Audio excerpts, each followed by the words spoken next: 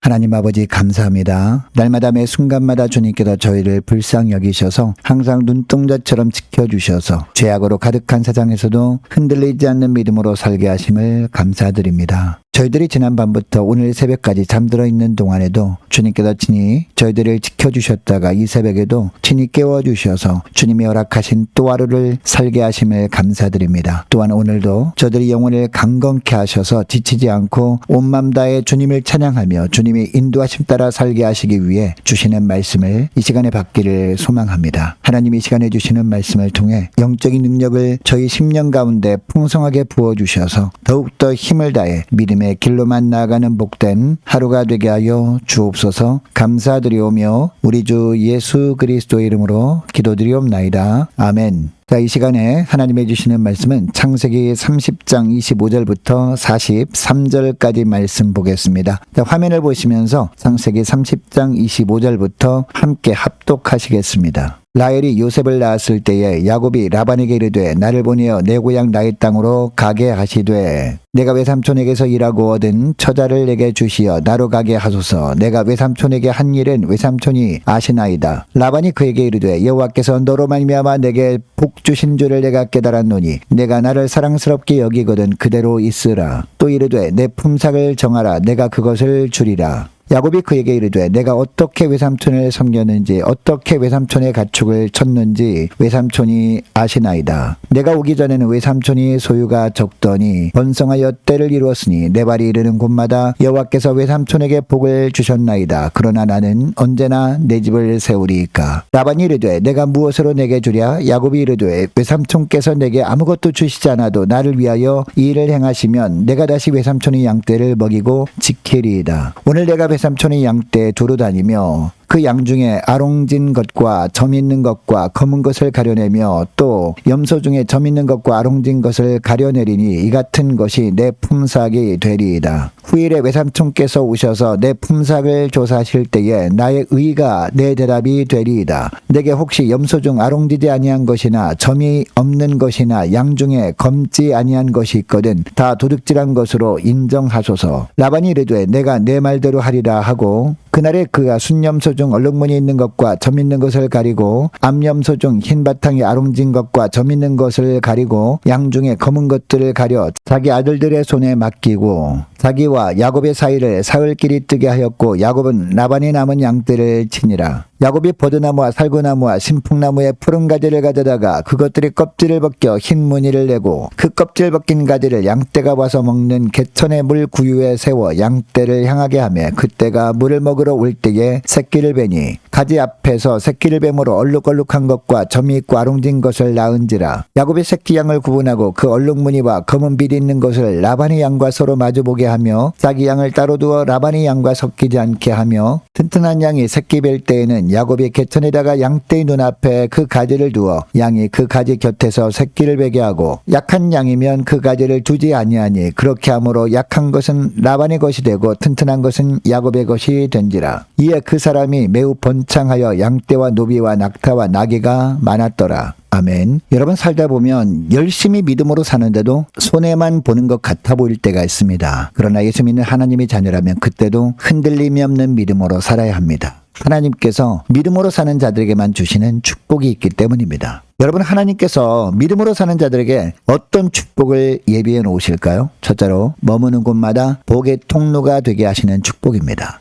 오늘 본문을 보니까 야곱이 14년을 채운 이후에 라반에게 고향으로 가게 해 달라고 합니다. 이에 라반이 뭐라고 대답합니까? 27절에 보니까요. 여호와께서 너로 말미암아 내게 복 주신 줄을 내가 깨달았노니 라고 대답합니다. 당시 라반은 하나님을 제대로 섬기는 사람이 아니었습니다. 그런데 그런 라반조차도 야곱이 우리 집에 온 뒤로 우리 집이 잘 되더라. 양들이 번성하더라. 야곱이 일하는 곳마다 풍성함이 있더라 라는 사실을 인정하지 않을 수 없었던 겁니다. 30절에 보면 야곱 자신도 내 발이 이르는 곳마다 여호와께서 외삼촌에게 복을 주셨나이다 라고 고백합니다. 여러분 이것이 바로 믿음의 사람의 정체성입니다. 하나님께서 야곱에게 주신 복이 야곱 한 사람에게서 그치지 않고 그 복이 흘러넘쳐서 라반의 집까지 그리고 라반의 가축들에게까지 흘러갔던 겁니다. 여러분 오늘날 하나님께서 예수 믿는 사람들을 세상 속으로 다시 보내시고 직장과 가정과 모임의 일원으로 살게 하시는 이유가 뭘까요? 예수 믿는 한 사람 때문에 그 공동체에 복이 임하게 하시려는 겁니다. 오늘 여러분이 거하는 그 자리에서 복의 통로라는 의식을 가지고 사시는 저와 여러분 되시기를 바랍니다. 여러분을 통해서 직장과 가정과 모임에 하나님의 주시는 평안과 풍요와 따뜻함이 임하는 복의 통로로 쓰임받는 복된 하루가 되시기를 축복합니다. 둘째로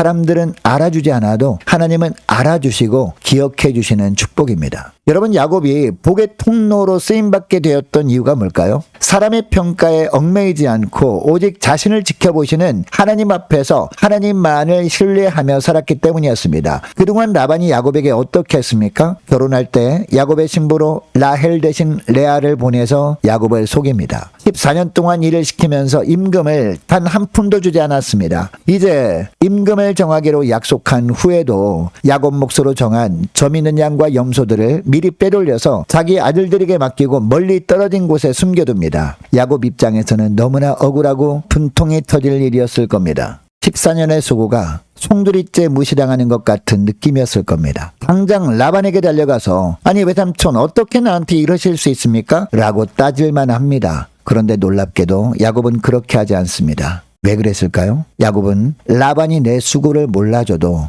하나님은 다 보고 계신다. 사람이 내 땀을 알아주지 않아도 하나님은 내 흘린 땀방울을 하나하나 다 기억하신다. 이 사실을 알고 있었기 때문이었습니다. 여러분 살다 보면 답답한 일이 있을 수 있습니다. 가정에서 하루 종일 수고했는데 가족 누구도 알아주지 않을 때가 있습니다. 직장에서 묵묵히 일했는데 공로는 다른 사람이 가져가 버리고 일한 나에게는 아무런 보상도 없을 때가 있습니다. 교회에서도 열심히 봉사했는데 아무도 알아주지 않을 때가 있습니다. 여러분 이때 인간적으로는 서운한 마음이 듭니다. 그러나 여러분 사람들은 보지 못해도 하나님은 다 보고 계셨음을 믿으시기 바랍니다. 사람들은 잊어버려서 인정해주지 않아도 하나님은 결코 잊지 않으신다라는 이 사실을 기억하시기 바랍니다. 야곱이 사흘길 떨어진 들판에서 홀로 양과 염소를 칠 때 아무도 그의 수고를 보지 못했지만 하나님은 그 모든 순간을 다 보고 계셨습니다. 이것을 야곱은 알고 있었기 때문에 라반에게 찾아가서 따지는 대신 묵묵히 자기 자리를 지킬 수 있었던 겁니다. 버드나무, 살구나무, 신풍나무 가지를 가져다가 껍질을 벗겨 물가에 세우고 양들이 그것을 보고 물을 마시도록 했습니다. 사람이 보든 안 보든 하나님 앞에서 자기 할 일을 한 겁니다. 여러분 오늘 하루 알아주는 사람이 없어서 섭섭한 마음이 들 때마다 사람은 몰라도 하나님은 다 아십니다. 그것으로 충분합니다.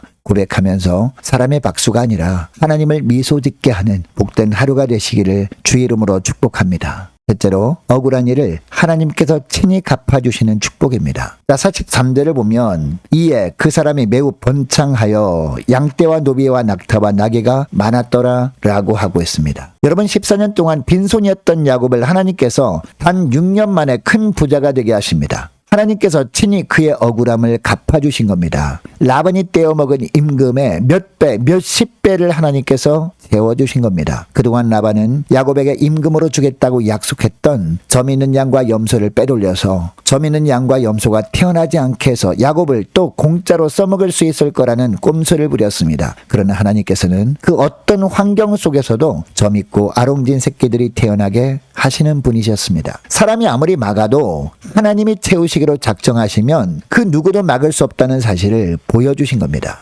여러분 살다 보면 정말 억울한 일을 당할 때가 있습니다. 정당하게 일했는데 인정받지 못할 때, 마땅히 받아야 할 것을 받지 못할 때 사람에게 속아서 손해볼 때가 있습니다. 여러분 이때 우리가 예수 믿는 사람이라면 어떻게 해야 할까요? 성경은 분명히 말씀하십니다. 원수 갚는 것이 내게 있으니 내가 갚으리라 라고 하십니다. 여러분 우리가 직접 원수를 갚으려고 하다 보면 여러분 어떻게 될까요? 상대방을 향한 미워하는 마음이 우리 영혼을 갉아먹어서 우리 마음만 더 무거워지게 되어 있습니다. 그러나 그 일을 하나님께 온전히 맡기면 하나님께서 우리가 상상도 못한 방법으로 상상도 못할 분량으로 채워주신다는 것을 믿으시기 바랍니다. 여러분 마음속에 억울한 일이 있습니까? 이 새벽기도의 자리에서 하나님께 그 무거운 짐을 내려놓고 하나님 이 일을 하나님께 맡깁니다. 하나님께서 갚아주십시오라고 기도해 보시기 바랍니다. 그 기도가 바로 슬픔이 기쁨으로 바뀌는 출발점이 되는 줄 믿습니다. 오늘 말씀을 기억하고 이 시간에 기도할 때 이렇게 기도했으면 좋겠습니다. 하나님 오늘 하루 머무는 모든 자리에서 하나님의 복을 흘려보내는 복의 통로로 쓰임받게 하옵소서. 사람들이 알아주지 않는 자리에서도 하나님께서 다 보고 계심을 믿고 묵묵히 신실하게 일하는 하나님의 종들 되게 하옵소서. 하나님 억울한 일을 만날 때 온전히 그 억울한 일을 다 주님께 맡김으로 하나님께서 풍성하게 채우심을 경험하는 복된 하루가 되게 하여 주옵소서. 간절히 기도하는 이 새벽 될 수 있기를 축복합니다. 계속해서 기도하기를 원하는 것은 오늘 금요일입니다. 오늘 저녁에 있을 금요 심야 기도회를 위해서 함께 기도하기를 원하고 오는 주일 예배를 위해서 이 시간에 함께 기도하기를 원합니다. 각 구역 식구들과 자녀들을 위해서 남녀 전도회 청년부 임력원들을 위해서 교회 재정을 위해서 이 시간에 함께 기도하기를 원하고 유초등부 중고등부 청년부